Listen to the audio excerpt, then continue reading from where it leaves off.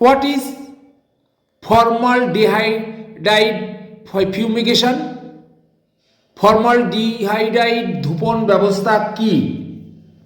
এই পদ্ধতিতে একটি ছিদ্রহীন আলমারির সাইজ 6.5 ইন্টু 2.5 ইন্টু 4.5 মধ্যে নিচের দিকে 6 ইঞ্চি উঁচু তারের জাল তৈরি করা থাকে।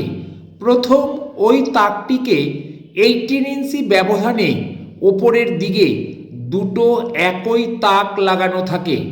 নিচের তাকে একটি কাচের পাত্রে 40% ফর্মালডিহাইড, 20 আউন্স জলে 2 আউন্স ফর্মালডিহাইড এর মিশ্রণ রেখে তার নিচে পাত্রটিকে গরম করার জন্য স্পিরিট ল্যাম্প বা ওই ধরনের কোনো মাধ্যমে ওই ফর্মালডিহাইডকে বাষ্পায়িত করা হয়।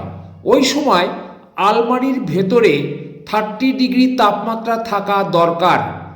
বইয়ের ক্ষতির প্রকৃতি অনুসারে 24 to 48 আওয়ার্স বদ্ধ অবস্থায় রাখা হয়। আলমারির ভিতর থেকে গ্রন্থগুলিকে বের করে পরীক্ষার পরে গ্রন্থগুলিকে স্ট্যাক রুমে নিয়ে যাওয়া হয়।